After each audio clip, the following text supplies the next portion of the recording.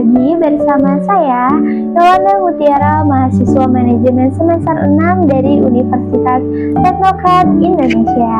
Kali ini kita akan membahas mengenai fungsi pengendalian manajemen.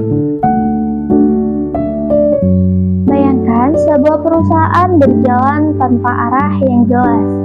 Target ditentukan, strategi dijalankan, tapi hasilnya jauh dari harapan. Siapa yang salah? Strateginya? Timnya? Atau justru karena tidak ada sistem pengendalian yang memastikan semuanya berjalan sesuai rencana? Dalam dunia manajemen, perencanaan dan pelaksanaan itu sangat penting. Tapi, tanpa pengendalian semua itu hanya sebatas harapan. Nah, di video ini kita akan bahas secara jelas dan tuntas apa itu fungsi pengendalian manajemen, mengapa ia sangat krusial, dan bagaimana ia diterapkan dalam dunia nyata.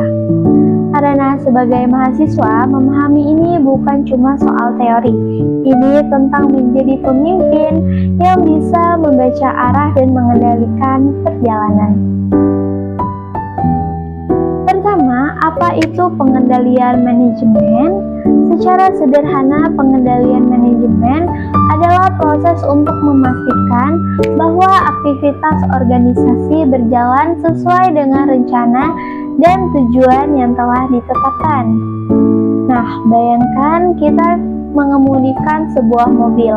Kita sudah punya tujuan, kita sudah atur rute, tapi di perjalanan kita tetap butuh spion, rem, dan peta digital untuk memastikan kita tidak salah arah atau menabrak.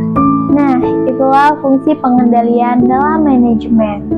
Fungsi pengendalian manajemen mencakup 3 tahapan utama.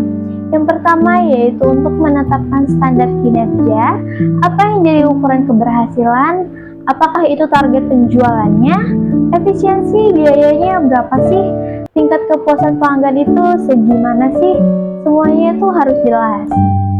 Lalu selanjutnya kita mengukur kinerja aktual, di mana apakah pekerjaan di lapangan sesuai target. Ini dilakukan lewat laporan, observasi, dan sistem evaluasi. Lalu yang terakhir, membandingkan kinerja dengan standar dan mengambil tindakan korektif jika diperlukan. Jika ada penyimpangan, maka harus segera dicari solusinya. Apakah perlu pelatihan ulang, penyesuaian strategi, atau bahkan perubahan sumber daya. Nah, fungsi ini berjalan terus-menerus, bukan hanya setelah proyek selesai, tapi sejak proyek dimulai sampai akhir. Dan yang perlu digarisbawahi yaitu pengendalian bukan mencari-cari soal kesalahan, tetapi memastikan sebuah organisasi tetap berada di jalur yang benar. Misalnya di sebuah perusahaan retail, manajer menetapkan standar penjualan harian sebesar 10 juta rupiah per tokonya. Tapi jika pada minggu pertama hanya tercapai 7 juta, maka tim harus menganalisis apa yang salah. Apakah karena lokasinya, produknya tidak relevan, atau promosinya yang kurang kuat. Dari situlah tindakan koreksi bisa dilakukan. Dan inilah mengapa pengendalian manajemen tidak bisa dipisahkan dari fungsi lainnya seperti perencanaan, pengorganisasian, pengarahan, dan evaluasi. Dalam dunia nyata tidak ada rencana yang berjalan sempurna. Karena itu, fungsi manajemen hadir sebagai jembatan antara perencanaan dan realita. Ia menjaga agar arah perusahaan tetap lurus. Ia menjadi sistem peringatan dini ketika ada penyimpangan yang mungkin akan terjadi.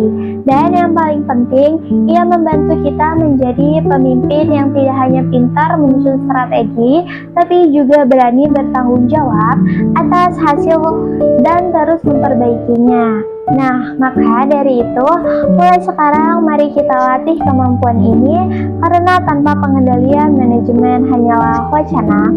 Baik, itu saja dari saya. Saya akhiri. Wassalamualaikum warahmatullahi wabarakatuh.